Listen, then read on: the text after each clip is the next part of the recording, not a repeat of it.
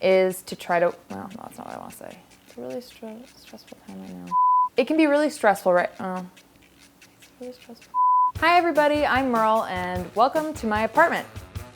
Lately, I've been cooking so much more than I usually do, and I cook a lot. I'm trying to keep things interesting and keep things fresh while being able to work from home, and honestly, it's getting a little bit out of hand. So I decided I wanted to show everyone some of my favorite meals that you can make in huge batches and then refrigerate or freeze so you can pull them out here and there and stop having to wash dishes with every single meal. All right, so first up we've got the one pot vegan eggplant lasagna. What is not to love, my friends? We've got one pot, that's easy cleanup. We've got eggplant, delicious, a nightshade, scandalous, and lasagna, hearty, delicious, nostalgic, a family favorite. So the first thing you're gonna make is your delicious pesto spread, and this pesto spread can be used for other things outside of the lasagna as well. It's a great thing to spread on some toast, for a sandwich, a dip, for pasta. I mean, you really can use this pesto for anything you want.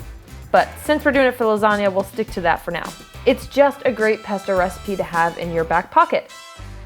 Eggplant's a tricky little devil dog. You want to make sure you cook it down just enough but not too high of a heat so that it doesn't get super mushy, but you want to make sure it cooks through. This eggplant lasagna is comfort food in the very traditional sense of the word, where it just makes you feel good, it makes you feel comfortable, it makes you remember how good life really is. And after you go through the effort of making this masterpiece, you get to eat it. And you can share it or you can save it. Luckily, it makes a lot, so you can have some throughout the week. I promise you, it will brighten your day, no matter how you're feeling.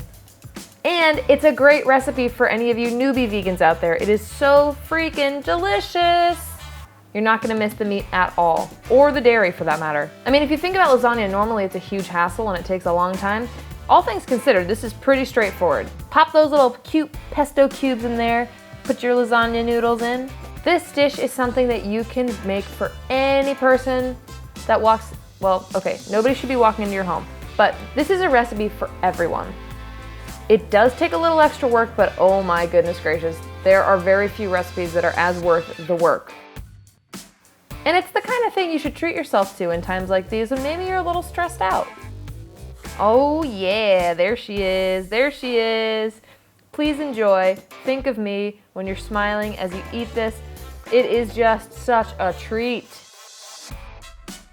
And of course, I would be remiss if I didn't include veggie burgers. Veggie burgers are not only a wonderful way to pack in a lot of nutrients, they're also super freezer friendly. So you can enjoy one for lunch and then you can pop the rest of them in the freezer and have them for weeks.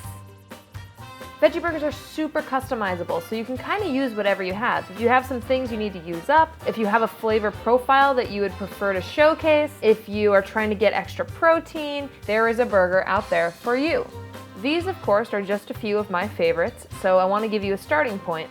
But once you've mastered these and you kind of figure out the base of choice for you, you can play with it and you can add new sauces, new spices, new veggies, toss some fruit in there, I don't know, whatever you want.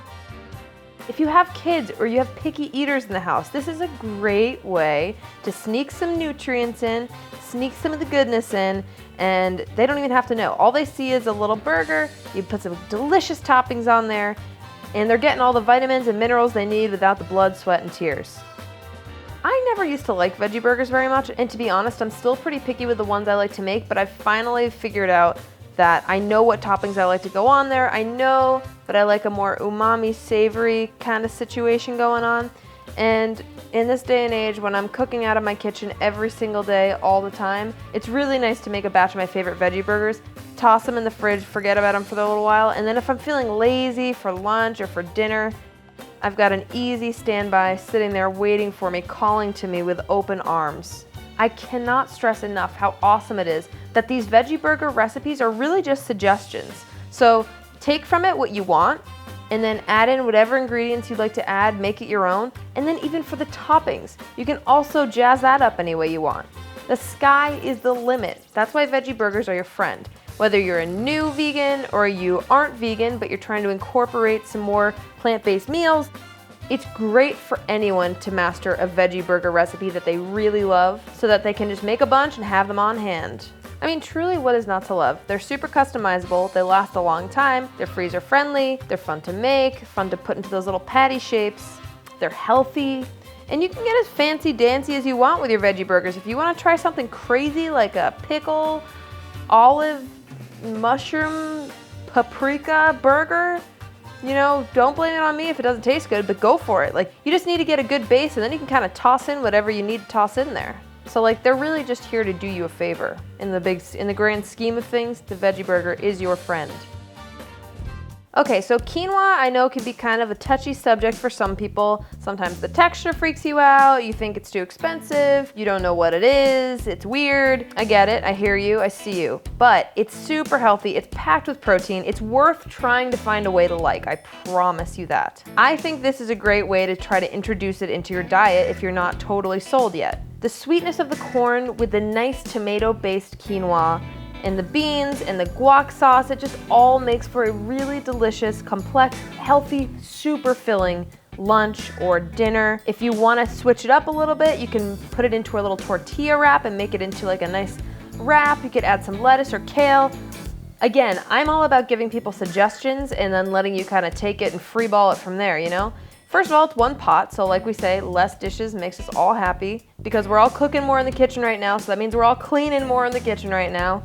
And I am not ashamed to say that I am sick and tired of it. What I really love about this recipe is that I can make a huge batch, all at one time, and they're super freezer friendly, so they'll last a long time in the freezer. I'm trying to inspire you to make your meals more exciting and show you there's so many options out there. This one pot Mexican quinoa is a really great base for any recipe you want to build off of it. All right. What kind of friend would I be if I didn't include a freezer-friendly mac and cheese for all of you?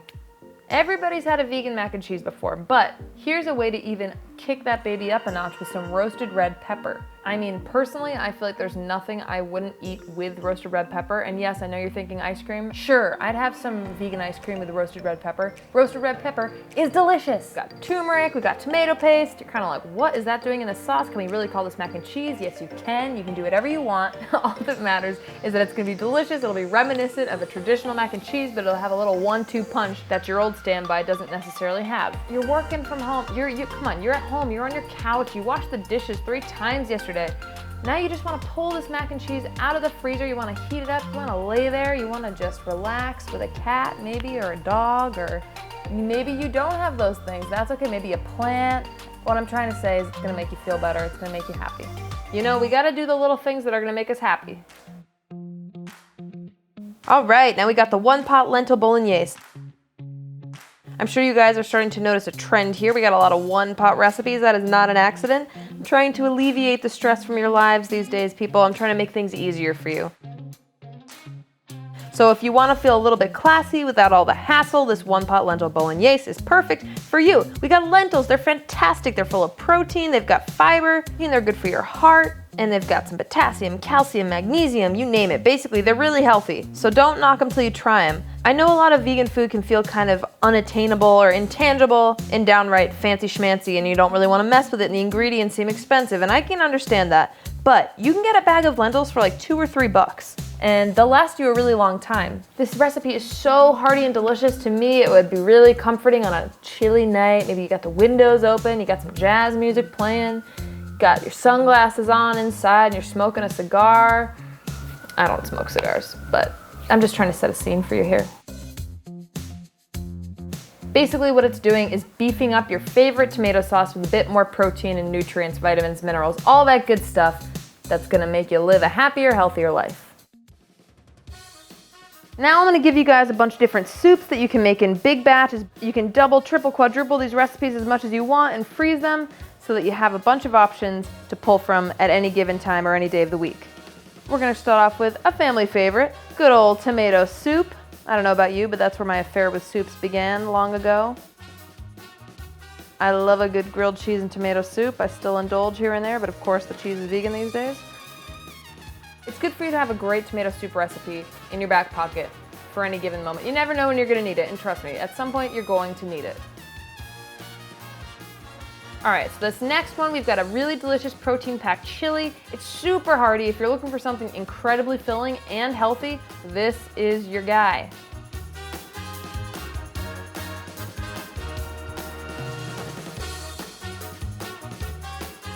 And look at that, we're putting more quinoa in there. Another way to make quinoa feel like it's not really there while you still get all the health benefits. And I know, some of you might love quinoa and you're like, why are you picking on quinoa? It's just something I've heard a lot. People are weird about quinoa. Soups are comfort. They mean easy. Maybe they remind you of home. Either way, you've probably been eating soup your whole life. Whoever you are, wherever you are, whatever soup it is that you like.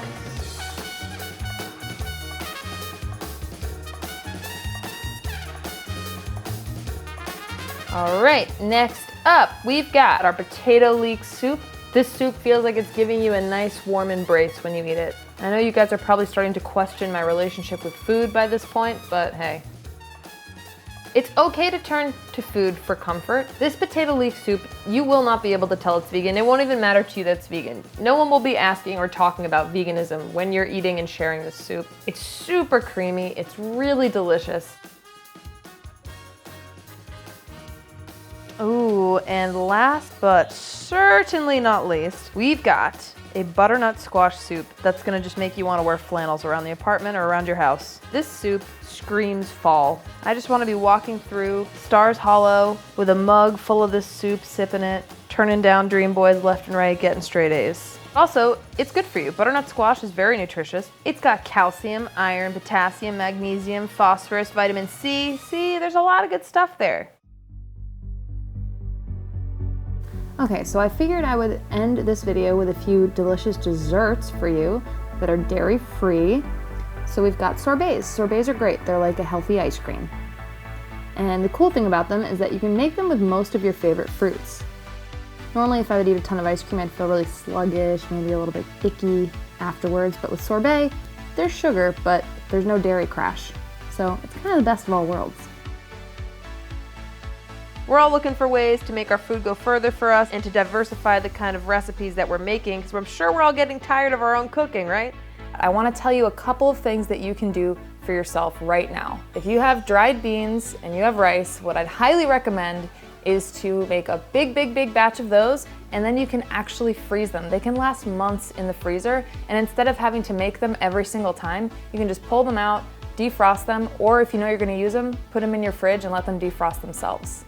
That's just one really quick tip that's a great way to supplement any meal that you might be making. I know I've been silly, and I'm sure you people are probably starting to question my sanity at this point, but I'm really just trying to put a smile on your face. Do your best to take care of yourself out there, because we all gotta be good to ourselves in little ways every single day. Trust me, you deserve it.